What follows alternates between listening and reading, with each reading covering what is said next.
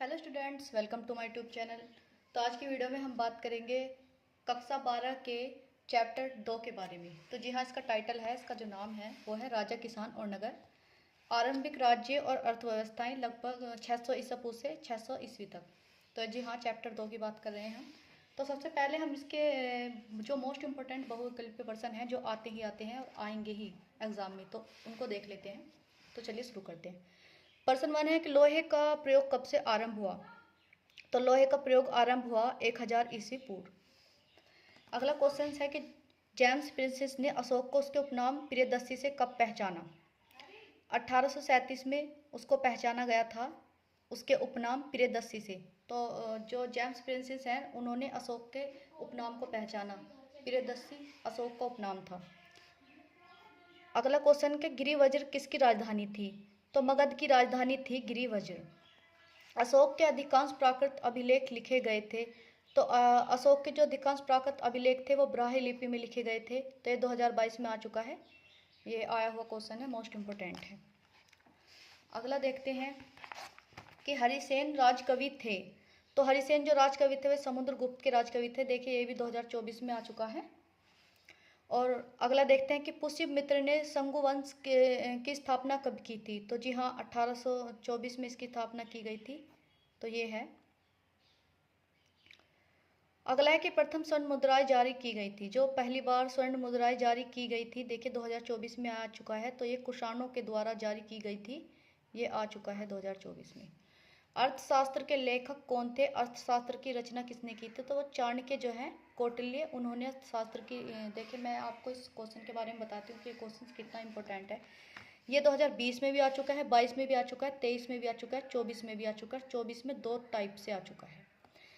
तो और ये किस किस तरीके से आपसे पूछ लिया जाएगा। तो देखिए, एक तरीका तो ये गया कि अर्थशास्त्र का लेखक कौन था। तो अर्थशास्त्र की रचना किसने की। तो अर्थशास्त्र की रचना करना और लेखक लिखना एक ही बात है।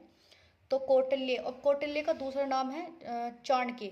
अब चाणक्य का दूसरा नाम है कौटिल्य। तो ये आपसे ऑप्शन में आपको कौटिल्य भी दे दिया जा सकता है, चाणक्य को हटा दिया जा सकता है।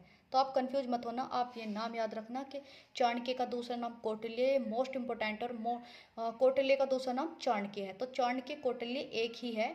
और ये आपसे किसी भी तरीके से पूछा जा सकता है। इसका क्वेश्चन आपसे इस तरीके से भी पूछा जा सकता है कि चाणक्य ने किसकी रचना की थी।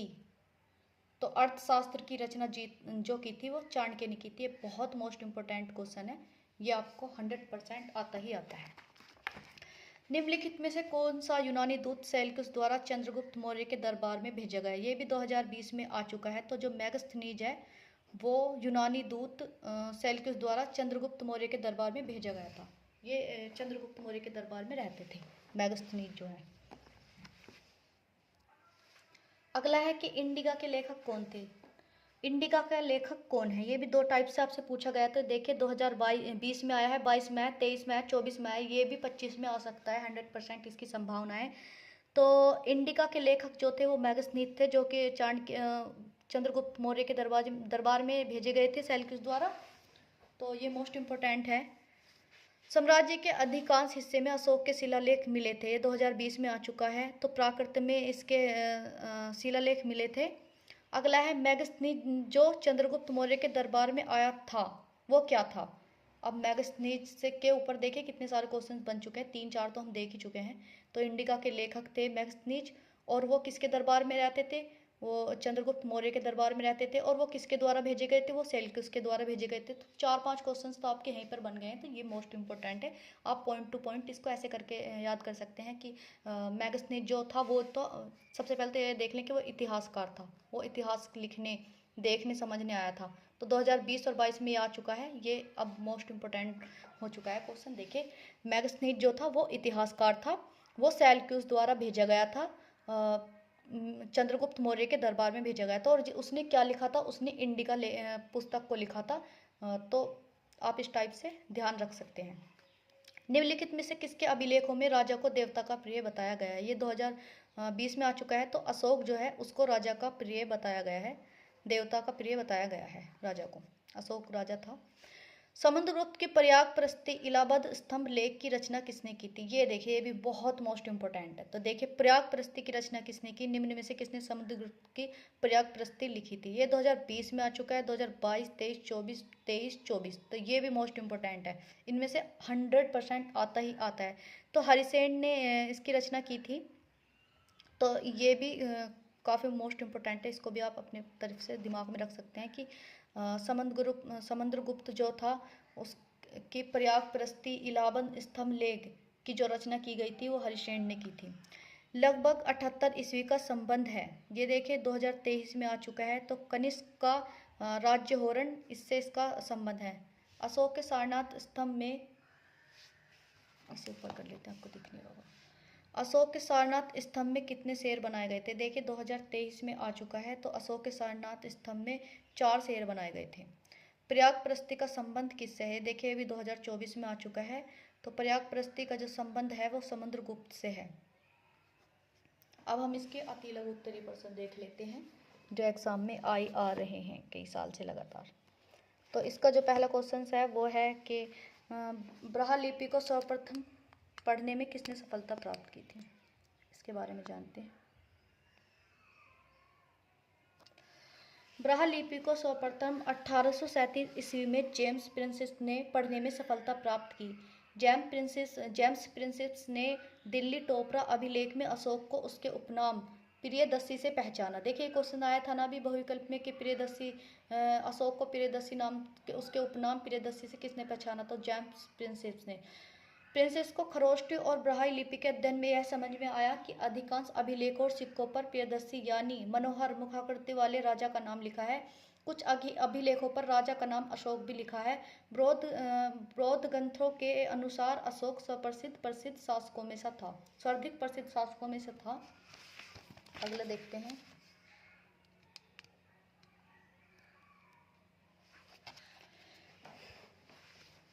अशोक को उसके अभिलेखों में सामान्यतः किस नाम से संबोधित किया गया है? तो देखिए अशोक 273 ईस्वी पूर्व से 232 ईस्वी पूर्व तक उसके अभिलेखों में सामान्य था देवानम प्रिय, देवताओं को प्रिय अथवा देखने में सुंदर कहकर संबोधित किया गया है। महापूर्व अभिलेख में उसे प्रियदर्शी जबकि मस्की में बुद्ध शासक कहा गया है। अशोक नाम का उल्लेख उसके 4 अभिलेखों में मिलता है।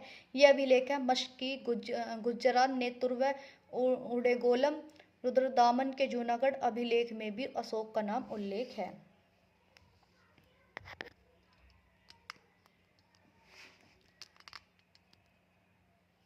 अगला है कि अशोक के धर्म के मुख्य सिद्धांतों पर उल्लेख कीजिए। अशोक के धर्म के बारे में आप क्या जानते हैं? ये भी देखिए 2022 में आ चुका है और इस पर क्वेश्चन बनता ही बनता है। जब हमने बोर्ड एग्ज़ाम दिए थे तब भी ये क्वेश्चन आया था। तो देखिए अशोक प्रथम सम्राट था जिसने अपने अधिकारियों और प्रजा हेतु संदेश, शिलालेख, प्राकृतिक पत्थरों और पॉलिश किए हुए स्तंभों पर लिखवाए। उसने अपने अभिलेखों से अपने धर्म का प्रचार किया। तो देखिए धर्म का प्रचार करना क्या है, ये किस टाइप से था।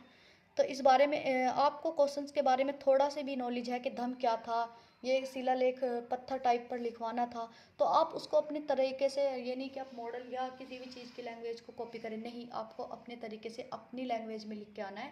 एग्जामिनर तब भी आपको पूरे नंबर देगा अगर आप इस क्वेश्चन के बारे में हल्का फुल्का भी जानते हैं।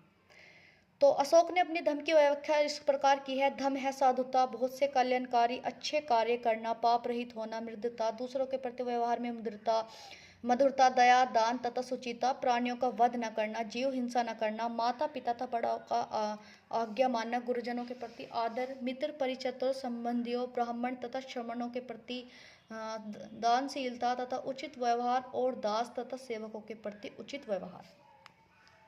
ये सब अशोक के धाम के बारे में है। अगला है कि अर्थशास्त्र के लेखक कौन थे? देखिए ये आपका बहुत ज़्यादा मोस्ट इम्पोर्टेंट है, ये आपसे बहुविकल्प में भी पूछा गया था और ये आपसे अति लघु में भी पूछा जा रहा है।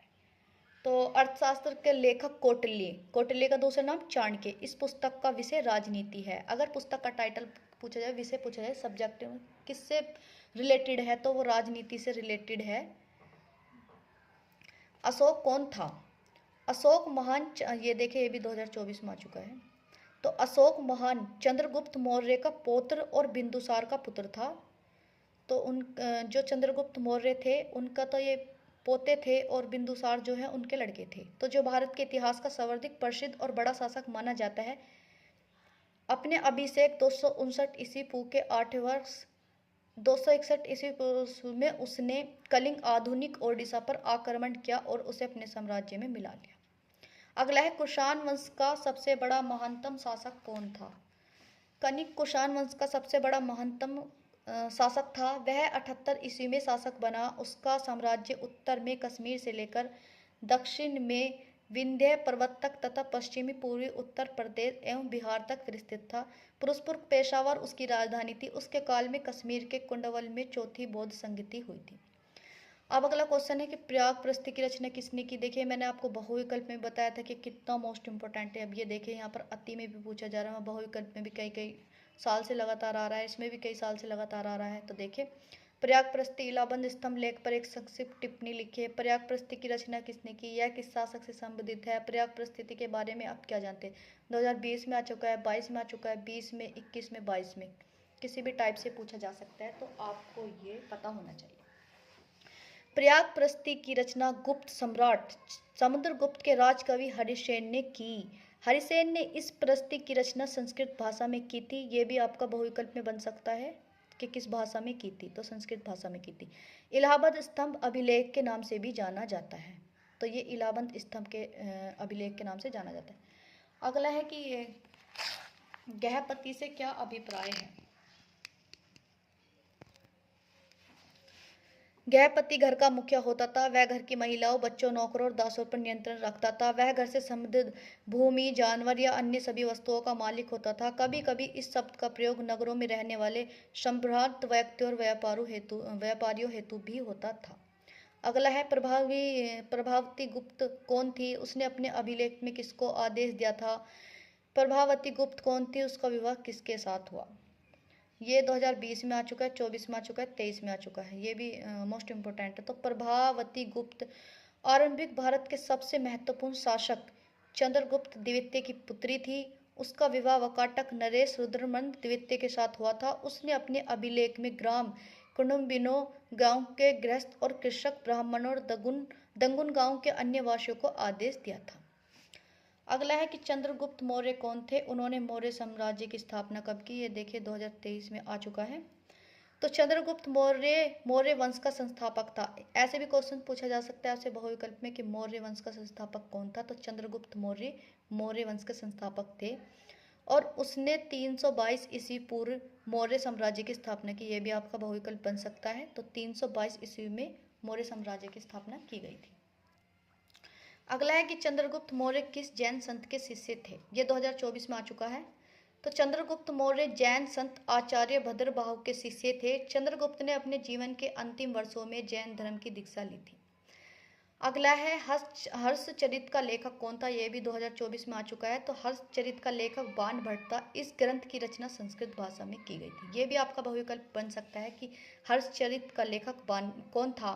तो बाण भट्ट इसके लेखक थे। या इसकी हर्षचरित की रचना किस भाषा में की गई थी? तो ये पॉइंट टू पॉइंट आपको अपने दिमाग में नोट करते जाना है और इनसे थोड़ा थोड़ा सा याद रखने की कोशिश करनी है।